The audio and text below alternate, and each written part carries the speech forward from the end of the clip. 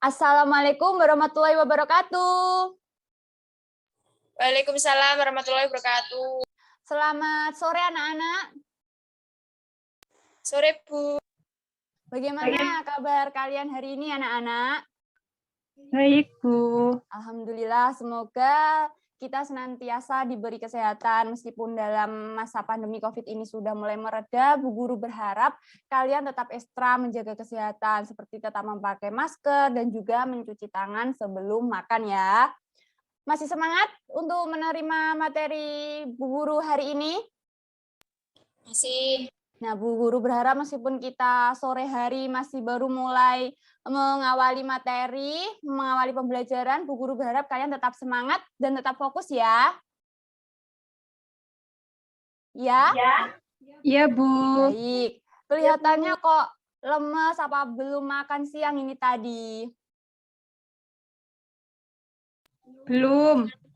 Ya, sebelumnya kalau mau menerima pembelajaran dari Bu Guru, makan dulu ya. Jadi biar nggak lemes waktu menerima materi dari Bu Guru.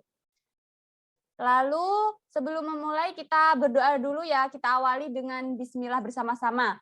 Bismillahirrohmanirrohim. Amin. Bu Guru absen dulu ya anak-anak. Yang pertama Mbak Duirana. Hadir. Mbak Siti Nurjana. Hadir, Bu. Mbak Rizfa.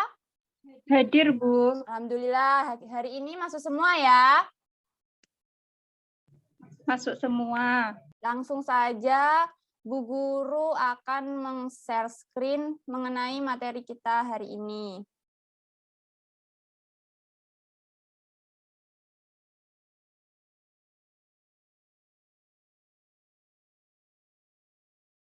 Sudah terlihat? Nah, pada sore hari ini kita akan membahas tentang pertumbuhan ekonomi. Nah, yang pertama sebelum Bu Guru mengawali materi, Bu Guru ingin menyampaikan tentang tujuan pembelajaran kita hari ini, yaitu yang pertama agar siswa tahu mengenai pengertian pertumbuhan ekonomi, lalu yang kedua agar siswa mampu menghitung tingkat pertumbuhan ekonomi dalam satuan persen, dan yang ketiga yaitu agar siswa tahu mengenai proses pertumbuhan ekonomi dari teori klasik. Sudah paham ya mengenai tujuan pembelajaran kita hari ini? Sudah. Baik, Bu Guru lanjutkan mengenai yang pertama, yaitu pengertian pertumbuhan ekonomi. Nah, sebelum membahas tentang pengertian pertumbuhan ekonomi, sebelumnya kan kita sudah membahas tentang pembangunan ekonomi. Kira-kira antara pembangunan ekonomi dan juga pertumbuhan ekonomi itu apakah sama? Silahkan berpendapat. Ayo. Biar nggak ngantuk, Guru awali dulu dengan pemanasan ini, pemanasan materi. Ada yang tahu? Tidak sama, Bu. Nah, kira-kira tidak samanya bagaimana, Mbak Rizwa? Untuk pembangunan ekonomi, yaitu membangun atau membuat sektor perekonomian yang sudah ada menjadi semakin baik lagi. Sedangkan untuk pertumbuhan ekonomi, yaitu majunya atau berkembangnya sektor perekonomian yang sudah ada menjadi lebih baik. Nah, tepat sekali. Kalau pembangunan ekonomi itu kita membuat atau membangun sesuatu yang sektor perekonomian yang sudah ada menjadi lebih baik lagi. Nah, kalau yang pertumbuhan ekonomi itu kita itu melihat perkembangan perekonomian suatu negara yang sudah ada untuk menjadi lebih baik lagi. Dari situ sudah paham? Sudah ya? Sudah. Nah, pertumbuhan ekonomi itu juga bisa dikatakan mengukur perkembangan perekonomian suatu negara. Nah, contoh nyatanya itu seperti apa? Contoh nyatanya itu seperti saat ini pemerintah itu sedang berusaha agar masyarakatnya itu menjadi pengusaha yang nantinya itu mampu menghasilkan barang dan jasa. Nah, ketika barang dan jasa itu jumlahnya meningkat, nah yang terjadi suatu negara itu juga mengalami peningkatan pertumbuhan ekonomi. Jadi seperti itu, dapat dikatakan juga pertumbuhan ekonomi itu merupakan kegiatan ekonomi masyarakat yang mampu meningkatkan pendapatan nasional. Dari situ sudah paham mengenai pertumbuhan ekonomi? Sudah, Bu. Nah, selain itu, pertumbuhan ekonomi juga bisa dikatakan bahwa proses perubahan perekonomian suatu negara secara terus-menerus menuju keadaan yang lebih baik. Jadi, pengertian pertumbuhan ekonomi itu intinya seperti kita memantau atau mengikuti perkembangan perekonomian suatu negara dari waktu ke waktu untuk menjadi keadaan yang lebih baik lagi. Sudah paham ya? Sudah. Nah, jika sudah paham, langsung saja yang kedua yaitu menghitung tingkat pertumbuhan ekonomi dalam satuan persen. Di sini Bu Guru sudah menuliskan rumus. Ayo dibaca rumusnya apa ini? Silahkan dibaca. R sama dengan PDBT min PDBT min 1 per PDBT min 1 dikali 100%. Ya, benar sekali Mbak Riswa. Jadi rumusnya R sama dengan PDBT dikurangi PDBT min 1 dibagi PDBT min 1 dikali 100%. Di mana R-nya ini tingkat pertumbuhan ekonomi, PDBT-nya itu produk domestik bruto pada tahun yang dicari, sedangkan PDBT min 1-nya itu produk domestik bruto pada tahun sebelumnya. Lalu Bu Guru kasih contoh soal. Diketahui jumlah produk domestik bruto pada suatu negara seperti pada tabel di samping. Kelihatan ya? Kelihatan. Nah, pada tahun 2018 sebesar 8.260.000, 2019 sebesar 9.300.000, dan 2020 sebesar 9.850.000. Nah, misalkan kita ingin mencari R 2019. Coba dikerjakan R 2019, Mbak Dwirana, ayo. Silakan, ayo.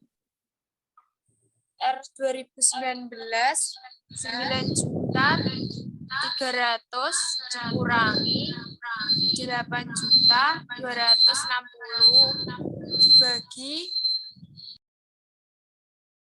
8.260.000 dikali 100%. Sama dengan 12,6%. Baik, benar. Jadi cara mengerjakannya seperti ini. Nah, coba ini kita ingin mencari R 2020. Silahkan Mbak Nur dijawab. R 2020 berapa? Ayo.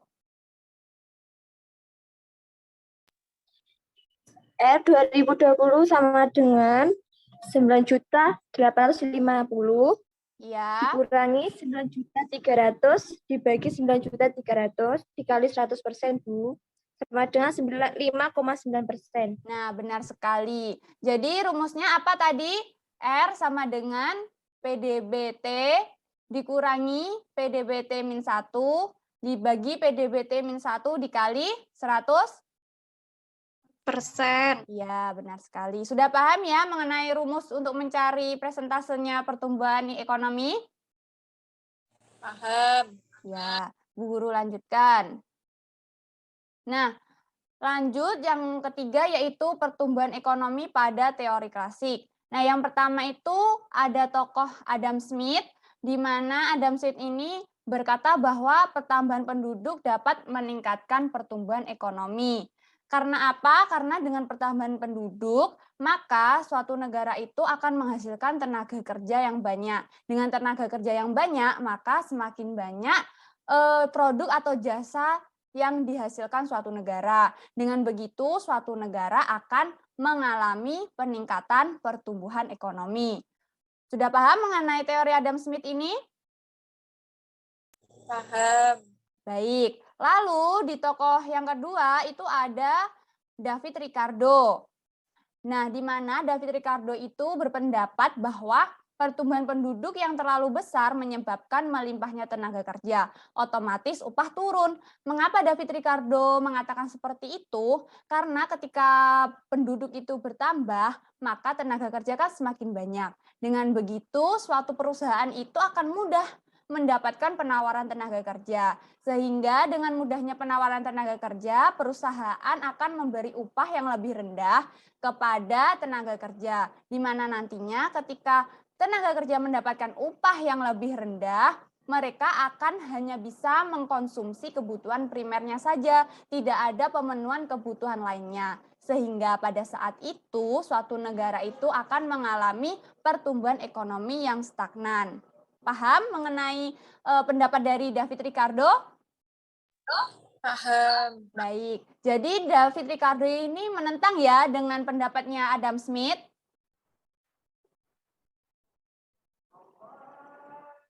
Lalu yang ketiga yaitu dari Thomas Robert Malthus, di mana Thomas Robert Malthus itu berpendapat bahwa pertumbuhan penduduk yang tinggi akan membuat jumlah pangan yang tersedia menjadi sedikit. Karena apa? Karena pertumbuhan penduduk lebih cepat dibandingkan dengan pertumbuhan jumlah pangan. Paham dari sini? Dari ketiga tokoh ini tadi, pendapatnya apa saja? Paham? Kok nggak fokus ini ya? Sudah paham? Paham. Jadi dari teori klasik ini kesimpulannya apa? Ayo coba disimpulkan dari teori klasik. Kesimpulannya adalah teori Adam Smith ditentang oleh David Ricardo dan Thomas Robert Malthus. Benar sekali jawaban dari Mbak Rizva. Jadi pendapatnya Adam Smith itu ditentang oleh David Ricardo dan juga Thomas Robert Malthus, di mana Adam Smith itu membenarkan bahwa pertambahan penduduk itu akan meningkatkan pertumbuhan ekonomi, sedangkan bagi Thomas dan juga David Ricardo, mereka menentang bahwa pertumbuhan penduduk itu akan menjadikan pertumbuhan ekonomi suatu negara itu menjadi stagnan atau berhenti. Sampai sini sudah paham? Sudah paham apa belum? Kira-kira ada yang ditanyakan atau tidak? Ayo, mungkin kalian masih belum paham, Bu, tentang pertumbuhan ekonomi atau pertumbuhan ekonomi pada masa pandemi itu bagaimana? Mungkin ada yang mau bertanya. Mbak. Saya ingin bertanya, Bu. Ya, silakan Mbak Rizva.